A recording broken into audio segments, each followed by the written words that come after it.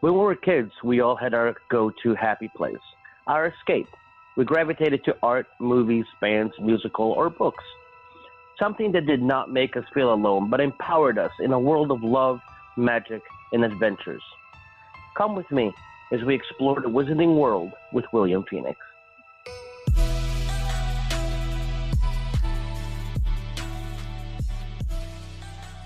Hello, everybody, and welcome back to another fantastic episode of Wizarding with William Phoenix. As always, thank you so much for tuning in. And if it's your first time, I hope that you will go back and enjoy the episodes that have led up to here.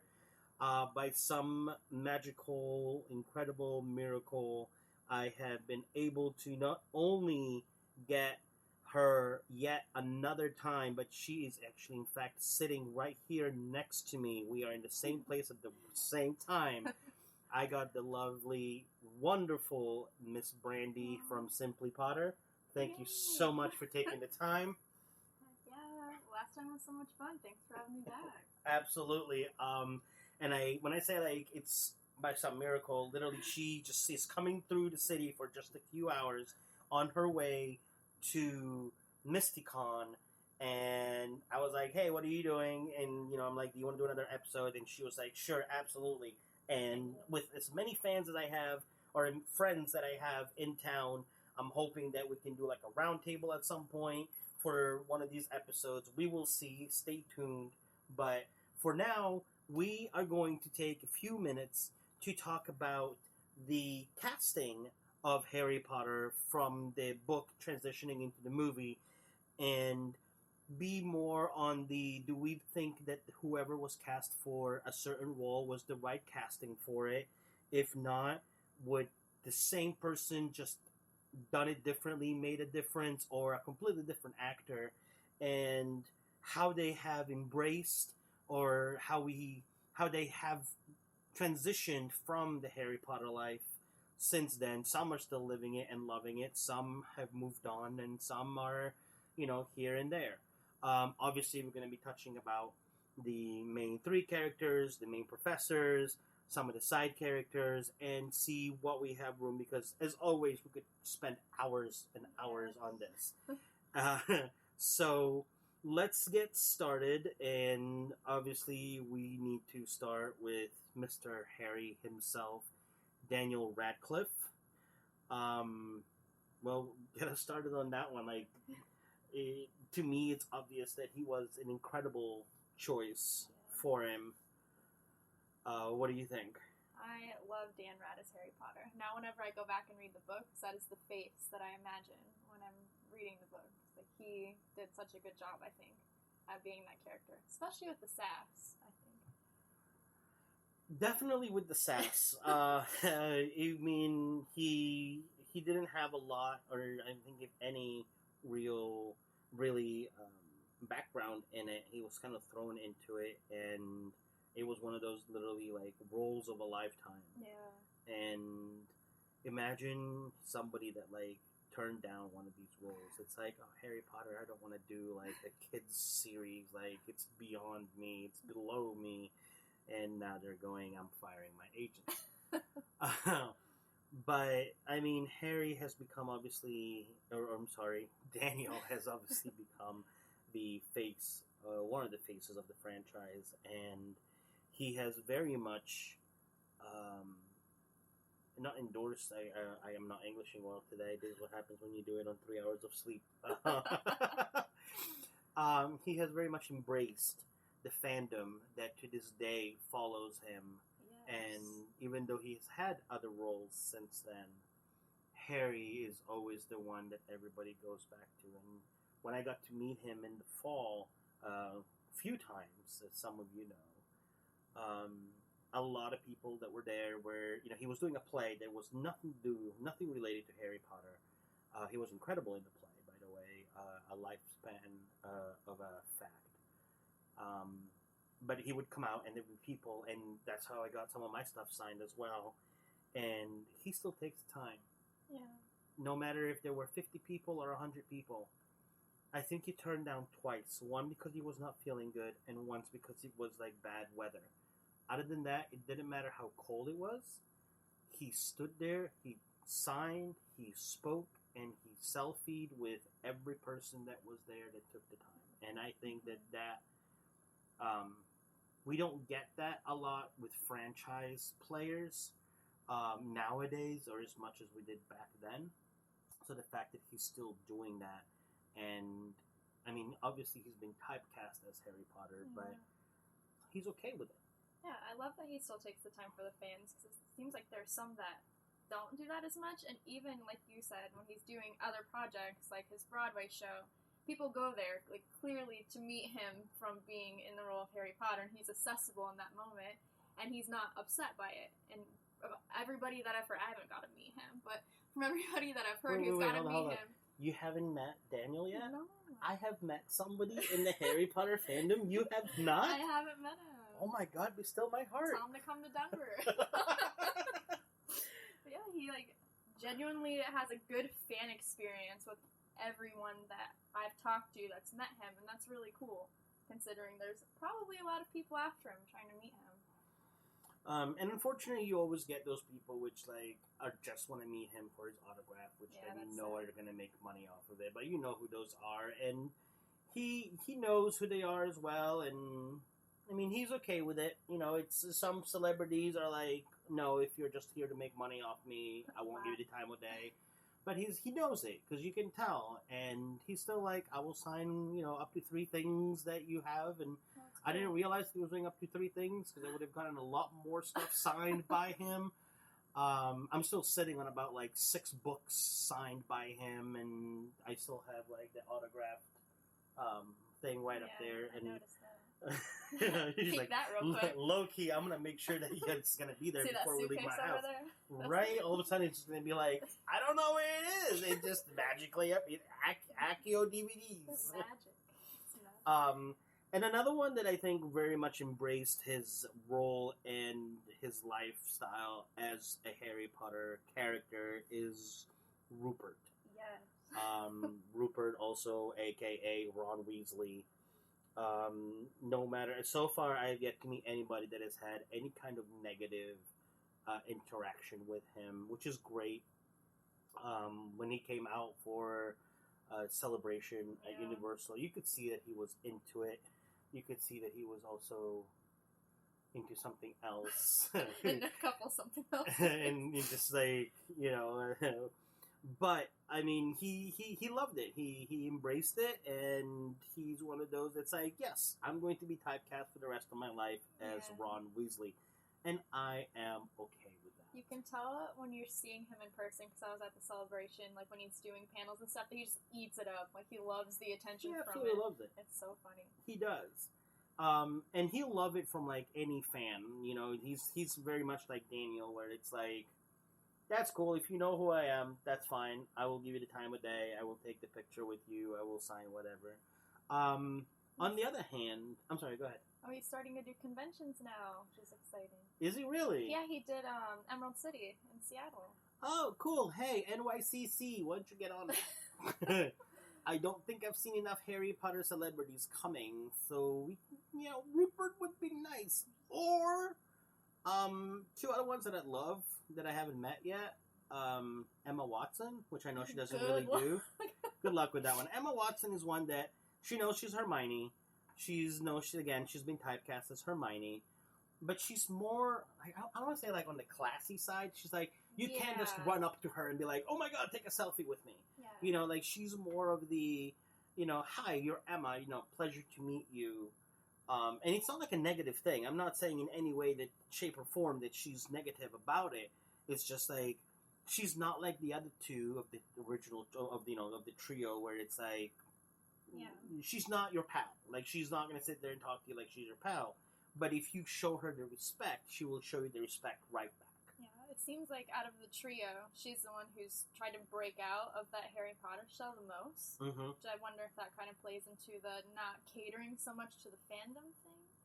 Because again, she can do whatever she wants. Like, she can have as much interaction with people as she wants. If I were in her shoes, I don't know how much I want to be stopped and interacting with people all the time. See, I imagine it's exhausting, especially with her. Probably be more like Rupert, where it's like, I would love to be part of, like, something like Harry Potter or Fantastic Beasts nowadays.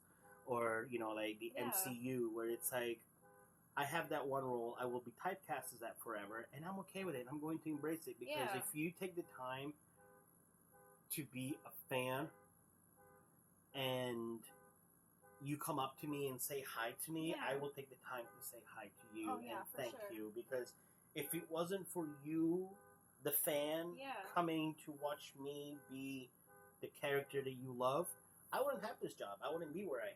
And this is what I love about a lot of these characters, which are like, I will be this character for the rest of my life, and I'm totally okay with it. The other one being Evanna Lynch. Yes. I know that you have a soft spot for Miss Luna Lovegood, but I am so sorry if you hear that in the background. It's New York City. That could be somebody bumped a car, stole a car, crashed a baseball into a car. If you hear the honking in the background, it's okay. We're all safe. But anyway, back to Luna Lovegood. She's another one. I think she's one of the first ones that truly embraced her character. And because there's also a lot of backstory with her, I will let you take that for the fans that don't know the story about that. Yeah, so she was a super big Harry Potter fan, mega Harry Potter fan. And she would write to JK. She was hospitalized for a little bit, and she found her, like, solace in that time through Harry Potter, and specifically through the character Luna Lovegood. So when the open casting call came out for Luna, she went and auditioned. You can find her tape on YouTube. It's actually really incredible, and the reason that I really like Luna so much is because Ivana sits down and says something along the lines of, like, you're not going to find anybody else for this role. I am Luna Lovegood. And she, obviously, is still a really big part of the fandom. She still goes to Wizarding World events. She was just at the Hagrid coaster opening a few weeks ago at Universal Orlando. And she's done a couple interviews since then that have come up on various Harry Potter platforms where she's still talking about the fandom like she likes it a lot. So she's probably the one actress or actor, I think, that really embraces it the most. If I had to, like... I think so too, and I know that you said you're talking about, like, the opening of at Universal Orlando, and another two people that we can't talk one without talking about the other, because they come as a pair, are the twins. Oh, yeah. They have definitely embraced... Oh, see, look at that. The car's gone. They have definitely embraced their life as the Weasley twins. They are the Weasley twins. They are the Weasley twins. I mean, and for those who don't know the story on them, we're always talking about the Phelps brothers, which is Oliver and James. Mm-hmm. Oh, lucky guess. I only know because I chased one of them down in Orlando. Allegedly. I saw them from a distance and walked casually up to them to say hello. They got the role by skipping school. I want to say it was James that talked to Oliver, or it could be the other way around. If I'm wrong, I apologize. One talked the other into skipping school and going to this audition for a Harry Potter role that was looking for two twin brothers. And they got the role, and obviously the rest is history, and they became the Weasley twins. And they, too, seem to... they've embraced their life, not maybe at the level of Luna or Ron or even Daniel, but they definitely have fun with it. You can see them, the smile, and it's a genuine smile. It's one of those, like, we are happy that we're, the fandom is still here and people are still all about, this, and not just us, but this. And another one that I hope to meet him one day soon, because I keep hearing wonderful, wonderful things about him, and I used to hear a lot of it from our dearly beloved friend Vanessa, who has recently passed away, but Tom Felton. Tom Felton just seems to be like, he knows who he is. Yeah. And I would say Tom is like the Loki of Harry Potter. He's the evil guy, which he knows he's evil, but now he's like the bad boy that everybody likes.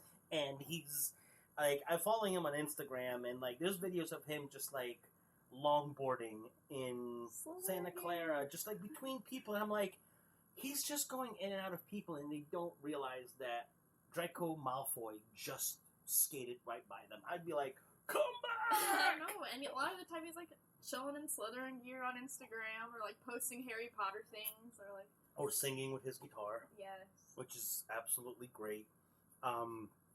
I think that so far, like, everybody that has been cast in the roles that we have talked about has been, like, perfect.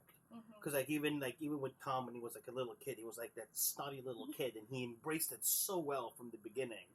It wasn't even, like, he grew into the role. He was the role. The moment you saw him, and you're like, oh, that's going to be the snotty, bully little kid. And sure enough, boom, there he was. And then there's the one that went through a severe change because he was young and chubby and everybody made fun of him. Calm down now, girl. And obviously, if you haven't realized by that whistle, we are talking about Alan Rickman. No. I was going to say, excuse me? See, that's what happens when you whistle too early. Do not catcall. It is not cool. We are talking about Mr. Matthew Lewis, Neville Longbottom. And his bottom's not the only thing that's long, according to some video that somebody made at some point. But, yes, Neville definitely was one that he, what's the term when you glow up? Yeah. He definitely glue up. Or they call it long bottoming sometimes too now. Oh, dear God. I just saw him at Denver Comic Con, and someone asked him, like, what he thinks of that term. He's like, I hate it. I absolutely so funny. Yeah. I mean, long bottoming. I would hate it too. It just doesn't sound, no. I mean, it's kind of a compliment. Like, you grew up and you changed a little. You long bottomed. Yeah, I guess. It's kind of flattering, kind of awkward, I guess, for him. Yeah. It all depends on who you ask. Going on from here, the Bonnie Wright, I hate to say somebody was miscast, because I don't think that she was miscast. I think that she was misled as far as in the direction of how Ginny Weasley should have really been. Yeah, they didn't give her a whole lot of opportunity to really showcase how badass Ginny is as a character. So I think that kind of muted Bonnie's ability to really be able to step into that role and do it well. I think that, like, had she had the chance to do, Ginny again, that it would probably take a different direction, which is okay, because I think that it would be more true to the books than what we see her, or how we see her in the movies.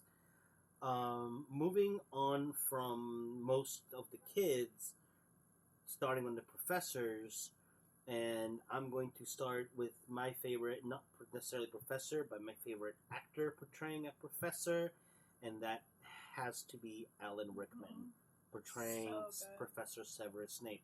So good. Just like we were saying, Harry Potter, or Daniel Radcliffe was Harry Potter, Tom Felton was Draco Malfoy.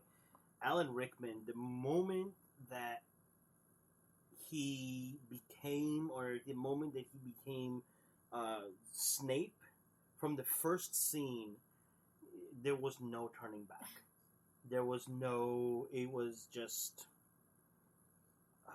it's one of those, like, he almost, like, he glides on camera. He doesn't walk. He's just, like, you want to look underneath his cloak. And be like, there's got to be, like, a skateboard under there, because this man's not walking. He's floating. And the embodiment, and how he makes you guess, and makes you wonder what side he's on, and the way that that Alan Rickman voice, and just that to me was one of the most perfect castings for the Harry Potter series for this specific character. Yeah, and I heard while they were filming, like in the times they were actually in front of the camera, he would like still keep his Snape persona going, like completely in the mood, like all the time on set, and he actually frightened a lot of the kids, because that was a question at a lot of like conventions afterwards for people after his passing, like, how was it working with Alan Rickman? And like all of the kids, like, he was kind of scary. He was actually Snape all the time.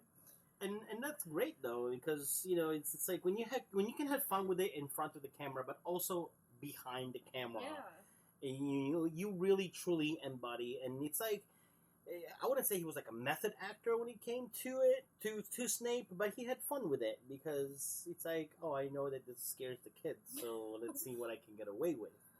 Another great professor, another great casting, I think, that was very much on point was Dame Maggie Smith in the role of Professor Minerva McGonagall, the almost like mother figure of the professors at Hogwarts when it comes to Harry, and to some extent even Ron and Hermione. But the way that she was, and she ended up getting sick during the filming, and she didn't stop. She didn't say, oh, well, replace me or stop filming or whatnot. And if I'm not mistaken, it was cancer that she went through. I think so. And I don't want to say that with certainty. But she pushed through, and she did not stop, and she knew how important this was, and she has that mother voice and tone where it's like she will hold you and cuddle you, but when it's also time, she will not cuddle you, and she will not let you get away with stuff to a certain degree. So stern but loving. She did a great job with that. Exactly. Now, going completely the other way, stern but scary, I would say was Miss Helena Bonham Carter with Bellatrix Lestrange. I just read something that she actually has a copy of the Lestrange's wand at home. Oh, yeah. And when her kids bring somebody home that she does not like, she will pull the wand out, and kids have run screaming from her house, which I think is great. And if that doesn't show that you love the character that you were to this day, I don't know what does. Because she's still bringing out Bellatrix. Because like, if you've seen the movie or read the books, Bellatrix is no longer around. But the fact that she's like, no, I'm still Bellatrix, and here's my wand, to the point where you're a kid and you run screaming, you're definitely doing a very good job. She's such a good actress. She's so good at bringing Bellatrix's like unhinged personality to life. Like, just the absolute crazy that is Bellatrix. Another person that I absolutely love that brought his character to life, and I am biased because he's one of my favorite all-time actors, is Gary Oldman. And the bringing to life of Sirius Black. This is just perfect. I know. What can you even say? Like that father figure that he has right from the start, and at first you think that he's out to kill Harry, but the moment you realize he's not, you just want to hug him and hold him, and you understand what he's gone through and everything that he's fought for. And though he obviously, because the character that he played was not his first one or his main one, he has not been typecast as such as also Alan Rickman, Maggie Smith, and Miss Carter that we were just talking about. But you could see that he stopped everything else that was going around him to become Sirius Black. And, I mean, I cried when, spoiler alert, he died. I didn't, because someone ruined it for me in the theater. Are you serious? Well, yeah, I guess he's like going through the veil and someone goes, oh no! Like, really loud in the theater. I'm like, they did it as a joke, and then the whole theater laughs. I'm like, oh, this isn't a funny moment. But are you dead serious? Yeah, that's like one of the scenes. Like, I don't get super emotional when I watch movies. I don't know why. Like, I barely ever cry. But like every time I see that scene now, aside from the first time that I saw it in the theaters, like really does like tug at my heartstrings. Like, oh, that's sad. Well, yeah, because it was like also like another father figure for Harry. There was a hope that he was going to get away from the Dursleys, right? And then it gets pulled away from him. Just when you think you're gone, it sucks you back in. Speaking of sucking as a person, or as actually the character, not because the person is an amazing person. I've yet to meet him for more than 2 seconds, because I got to say hi, but we actually didn't have an actual interaction. Mr. Jason Isaacs playing Lucius Malfoy. He is so cool. Is he really? He's so fun. Oh my god, I cannot wait to meet him. I've met him twice, and he just stops everything that he's doing and gives all of his attention to you, and just wants to talk about, like, anything, and he'll just sit and talk until his, like, agents next to him's like, alright, bye, time to move on. He's so cool. And I really like, when you go to his panels at conventions, he's like, alright everyone, get your photos, get your videos, and like parades around for a second. He's like, alright, phones away for the rest of this time, because we're going to be present in the moment. I'm like, you know what? Hell yeah, Jason, that's awesome. I loved to hate him in The Patriot, because he did such an excellent job. Obviously, I loved to hate him in the Harry Potter movies, but a lot of the movies that he has done, like Black Hawk Down, the Patriots, like I mentioned, Event Horizon, he's always playing... Wait, Jason Isaac was in Armageddon? I'm going to have to look that up. He's always playing, like, mostly, like, that character that you love to hate, because he's got, like, that... Where Alan Rickman had that, like, amazing accent that was just, like, got into your soul, and it was almost like a therapeutic spa accent, like ASMR. Yeah, he has like that ASMR. Isaac has that voice when you're like, I know you're bad, it's just evil, and it's like, oh, but you cannot stop, and you just want to listen to him talk for like ever, and it's great, and I love that.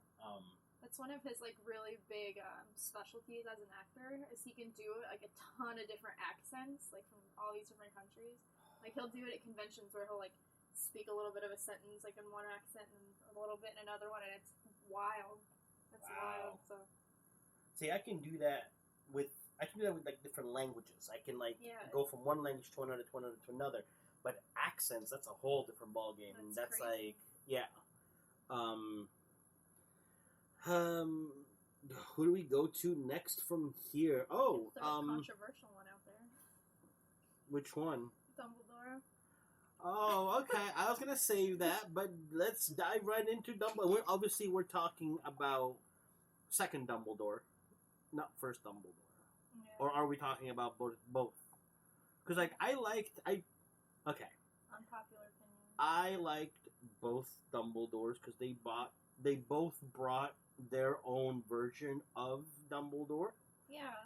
I think the first one was more Dumbledore than the second. Also, I think that he would have stuck with, Harry, did you put your name in the cup of the fire? I know, I was thinking he said quietly, then calmly, rather than, Harry, did you put your name in the cup of the fire? Yeah, he had much memes more... that we've gotten since then. He had a much more, like, calming presence about him. Extremely. Richard Harris. Yeah, he really did, and it, unfortunately, for those who don't know, he passed away at the end, after they finished filming the second Harry Potter. He passed away, and then he got obviously replaced, because you can't go on without, Dumbledore. He's kind of like a big deal for the rest of the just series. A little bit of a big deal. It's like, no, we're just going to do, like, back shots of Dumbledore. Pretend it's the same actor for, like, 5 more movies. Not going to happen. But I think that he did well. Yeah, I mean, there are certain scenes that I think should have not... Because, like, he knew that he was supposed to... He's admitted that he's like, I knew it was supposed to be calm. I just wanted to do it my way, and I told the director I was going to do it my way, or no way, and so that's why he ended up being the way that it ended up. I would have loved to pick up the phone and be like, hey, JK, we need you on set. Because this is something that you need to put your foot down on. Yeah, you put your foot down on a lot of things. Why'd you let that one slide? Because, I mean, it makes a world of a difference. One of them, it's like he's he's accusing Harry of manipulating the goblet of fire and putting his name in it. Whereas if somebody's asking you calmly, it's like, I will believe the answer you give me because I trust that you will tell me the truth. And you get like this bonding, this fatherly embrace, almost verbal embrace, where it's like, did you do it? If you tell me you didn't, I will believe you and I will defend you. Yeah, and it seems more supportive in that moment because Harry is like probably freaking out, trying to figure out how his name got in there and thinking of all this crazy stuff he's gonna have to do. And in that moment, he kind of needed the support and like the fatherly figure, and not a rageful jerk. Speaking of rageful jerks, nice segue. right? Speaking of rageful jerks, since we're talking about not father figures, why don't we just dive into the Dark Lord himself, Lord Voldemort, played by Ralph Fiennes. I think he was done amazingly well. I think that he did a great job because he brings Voldemort with that silver tongue, which makes you understand how he got so many followers to, follow him. And he's just like the soft voice that he has. Yeah. And the very subtle essence because he's heavy Slytherin. Harry Potter. Like the scene in the Deathly Hallows where he's like talking and everyone can hear him. It's like such a spooky thing to me. Right? It like really freaked me out when I saw that. Harry Potter. And all the kids were like freaking out and plugging their ears. Yeah, it's spooky. It's like, I'm going to go with a hell to the no. That's a big note from me. Simon Cowell, it's going to be a no for me today. But yes, I think that the way that he not only just like he portrayed him on screen, but like his tonality, because like it's one way if you're able to like portray somebody figuratively, but when you're able to like also embody them with the voice to where like it's like, oh my god, you hear that accent somewhere or that voice somewhere, and like all of a sudden it's the only thing you can think of. It's something that's like kind of like Alan Rickman did with Severus Snape. Yeah, there's very few voices like that, and it's just like, oh my god. Going back to like parental figures, I think that somebody that did an excellent job with her role was Julie Walters as Molly Weasley. Yes. She's almost unrecognizable as Molly. But again, she embodied Mom Weasley very well. Like almost like the mother hen with like her little chicks and whatnot. Not my daughter. Not my daughter, you bitch. That is the direct quote, so I cannot be censored for that. You cannot censor it because it was in Harry Potter. It was in Harry Potter, and if it's in Harry Potter, it's okay. Unless you're screaming at Harry Potter about putting your name in the Goblet of Fire. That's never okay. But she did an excellent job. Along with also like Arthur Weasley, Mark Williams. They both like not only like I believed them to be a couple. Yeah, they're so cute together. You know what I mean? Like you could see it was just like, are they really married in real life? Because the way they play off each other, it's like, oh my god, it's cute. They make a really good pairing. A person that like I know not a lot of people like tend to overlook, but I think that he really embodied like the school custodian. That's just like you know is there and he's mean to the kids and you know he doesn't really whatever. But David Bradley as Argus Filch, I think did like a wonderful job with it because he doesn't have a lot of scenes, but the scenes that he has are just on point. Down to where, like, after the Battle of Hogwarts, he's sitting there with a broom and just sweeping. It's like, who does that?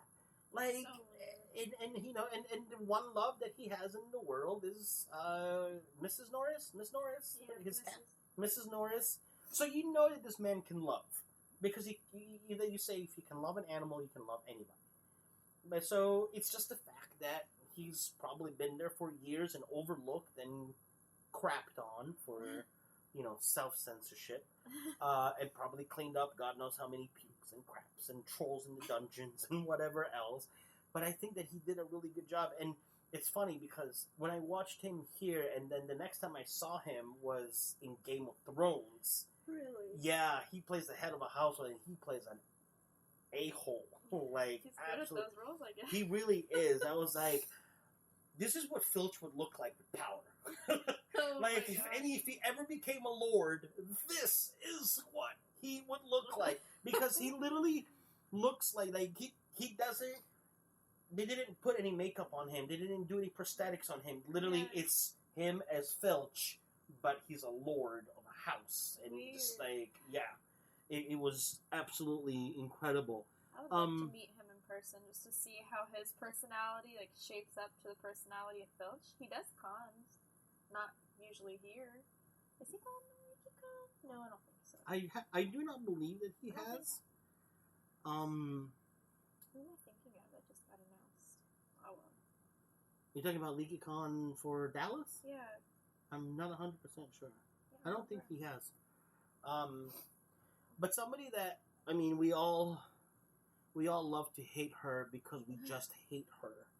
Because there's no saving grace for this person.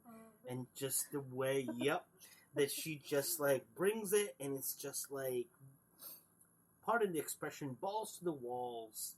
A really bad witch. Miss Dolores Umbridge, played by Imelda Staunton, if I'm reading it correctly. If I'm not, I do apologize. You seen that picture that floats around the internet that's can we all just take a moment to appreciate her for being the perfect person to not like? Right? It was something to that effect. Effect. Yes. Let's just take a second to praise this actress because I don't know, when you see somebody like that in the wild and you recognize them as Umbridge or whoever their bad character was, you kind of want to have those feelings towards that person and not separate them from the actress and the character, I feel like. But she's one that's pretty easy to do. It's really cool to see all the love that people have for her in the fandom for bringing such a bad witch to life in such a good way. Right, when you're finally introduced to Voldemort and you don't think there's anybody that you could possibly hate more than Voldemort, she's just hold my butterbeer. Watch this. Watch me ruin Hogwarts. Right, and I just found out that Verne Troyer was in the movie too. He played Griphook. I did not know that. First one or two of them. He had to because I know he passed away since. Yeah. But I know that because all those birthday graphics. David Tennant was in it. No, I'm just joking. I was gonna say, excuse me. We all know Tennant is in it. So I mean, he does an excellent job. He's obviously just in that one movie, Goblet of Fire, and he's just Tennant is one of those characters that he can play good as the Doctor, or he can just play bad as in Barty Crouch Jr. or even Purple Man in Jessica Jones. So you haven't seen it? Oh, you're missing out. Season 1, watch it. It's cool. And then you have the other characters, which Clemence Poisey, who played Flora Delacour. I think that she was well done, and we cannot take away from either Brandon Gleeson, who played Alistair Moody. He did an excellent job as Alistair Moody. And then can never remember his name. Robbie Coltrane as Rebus Hagrid. Both of them excellent jobs with their characters. And he even came back just recently and did lines for the new ride. There's new script for the ride. Oh wow! Yeah, and he's ill. Yeah, and he still came back and did that. And at the opening ceremony, they had him the on video. the screen. I saw that, and he talked, and it was just a really cool moment. Even though he couldn't be there for the opening of the ride, he kind of still was there on the screen. It's cool. He's still really involved. David Thewlis. Ooh, Lupin.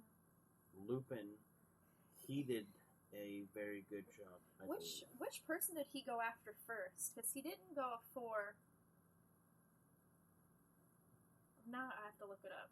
I know he went for somebody else's role first, and then he got put as Lupin. I think he did amazing at Lupin. I'm not 100% sure, but I can definitely look into that, and if we don't find the answer today, I will definitely have the answer by the next episode, or at some point where you'll sit back down and finish and figure this out.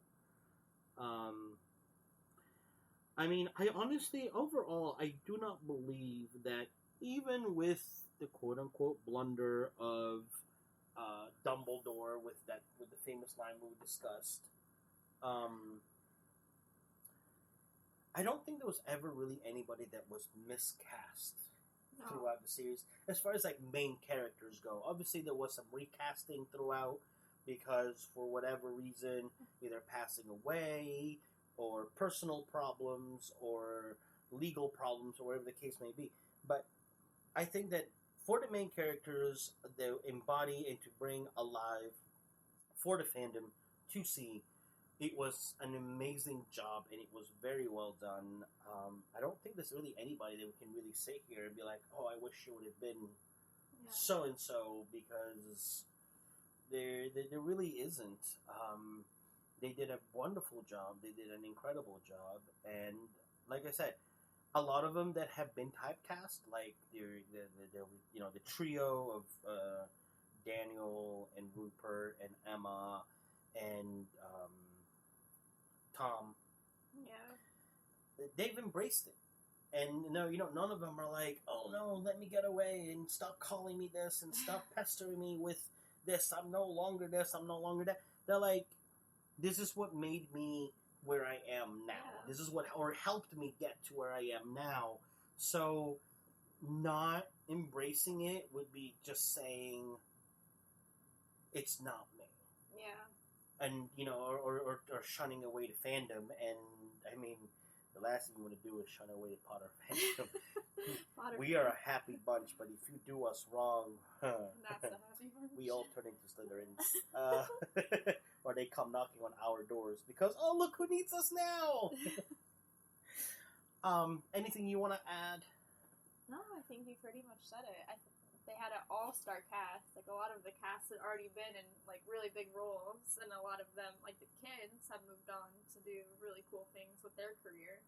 I think everyone did a really pretty good job. I think Rupert did the best thing because he's got an ice cream truck. I know. That's so cool. That's something I would do, too. Making his dreams come true. You go, Rupert. Right? I mean, that's great. So, I want to thank you all for tuning in to another wonderful, magical episode of Wizarding with William Phoenix.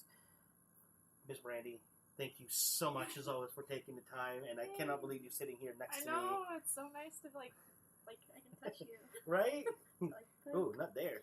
Is that your wand? Save that for the pickup line. That's my wand. That was a wonderful episode, and till next time, we will have some wonderful puns. Stay magical. I like that. That's why I say it like this. Oh, yeah, that's true. And again, check us out, but also check out Simply Potter. She's got a ton of stuff. She's got videos coming out almost every day or every other day. Do it yourselves, or birthdays, or wherever in the world she may be. New York City. Right now, New York City for like the next few hours. Then she's going to be packing and whatnot. God knows when I'll be able to sit down with her again and be like, hey, maybe a year from now I'll get lucky again. But check out Simply Potter. She's amazing at everything that she does. Thank you. Thank you very much to all you guys out there. We'll see you guys in a couple of weeks. Stay great. Stay you. Stay mad.